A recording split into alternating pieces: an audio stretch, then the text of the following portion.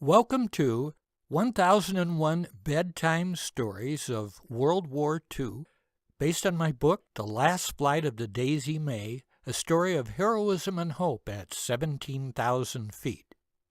This is story number 9, and way back in story number 4, we began to tell the story about Molly Alphabet, the young lady that is working with her team at the Consolidated B-24 plant in San Diego, California. And because she's an immigrant and has a strange accent that coincides with some of the accents of the Axis allies fighting in Stalingrad at this very moment, the rest of her team kind of distrusts her, even though they know she's a phenomenal worker and a leader, and they look up to her for that, but they kind of keep everything else from her because they don't really trust her. So that takes us to our story today, where Molly gets in a little bit of trouble in Terror on Tuesday.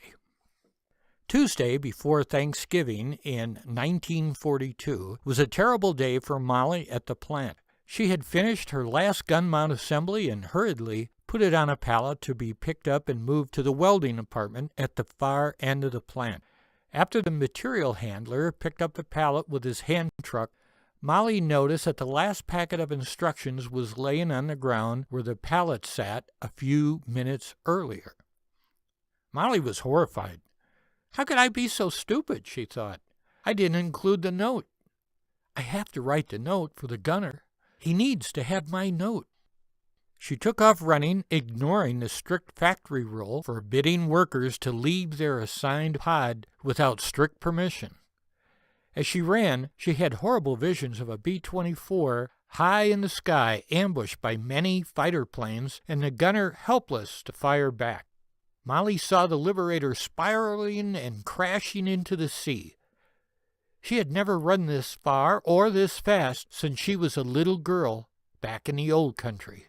Running as fast as she could, Molly caught up to and stopped the material handler before he reached the welding apartment.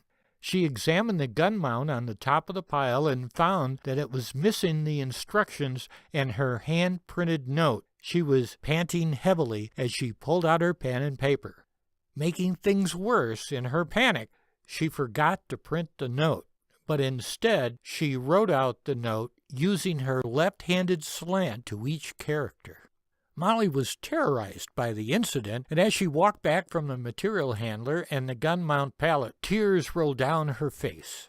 When she reached her team in their work pod, the women reached out to console her. This was the first time and the only time that they hugged at work.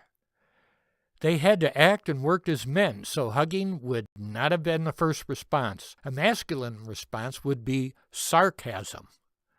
These female co-workers did not exhibit any sarcasm that day. Betty reached out first and whispered in her ear, "I'll watch the gun mounts as you place them on the pallets to make sure the instructions are included. Together, we'll make sure every ball turret gunner in the Air Corps finds his instructions." Betty never told her she once opened a set of instructions while Molly was in the restroom and read Molly's note to Marie and Sandra just about a month earlier. Betty justified the invasion to her co-workers because of Molly's accent. The team had no idea what Molly might be telling those ball turret gunners, and they did not trust her. She could be a spy.